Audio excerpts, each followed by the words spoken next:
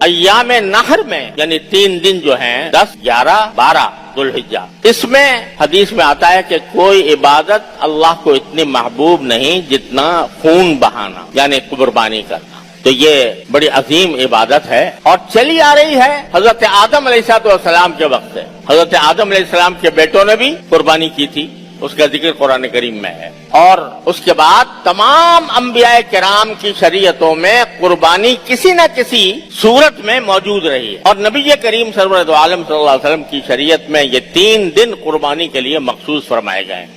آج اس کے بارے میں کچھ غلط فہمیاں لوگوں کے دلوں میں کچھ پیدا ہو رہی ہیں اور کچھ پیدا کی جا رہی ہیں۔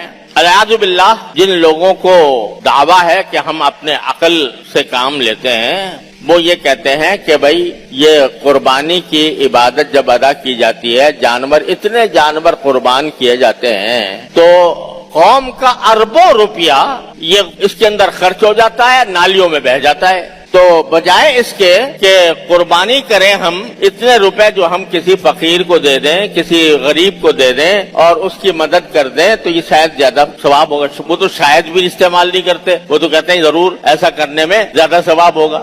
ابھی مجھ سے کوئی صاحب ذکر کر رہے تھے کہ کسی نے یہ اعلان کیا ہے کہ میں اگر قربانی کرتا، میرے گھر والے قربانی کرتے تو اتنے 1000 روپے خرچ ہوتے، تو میں نے اس 1000 روپے میں ایک کولر لگا دیا ہے اپنے محلے کے اندر جس سے لوگ ٹھنڈا پانی پیئے۔ تو بجائے قربانی کرنے کے میں لوگوں کے فائدے کے لیے کولر لگا دیا تاکہ اس سے لوگ فائدہ اٹھائیں۔ ان عقل سے پیدل لوگوں کو یہ پتہ نہیں ہے کہ ہر عبادت کا اپنا ایک مقام ہے، ہر عبادت کا اپنا ایک مقام ہے۔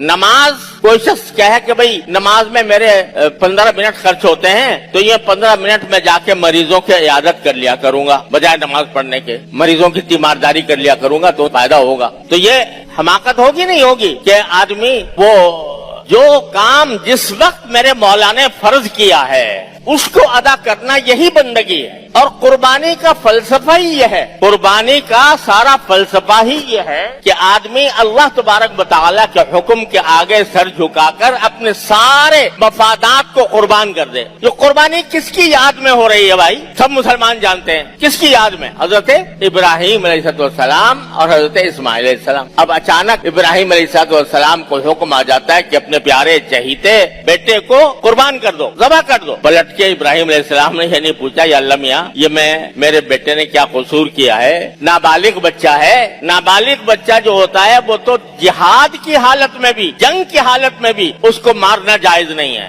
اور یہ نہ جنگ کی حالت ہے نہ کچھ ہے، نہ اس نے کوئی گناہ کیا ہے، یہ معصوم بچہ ہے، کیوں قربان کروں اس کو؟ اللہ تعالیٰ سے پلٹ کے نہیں پوچھا۔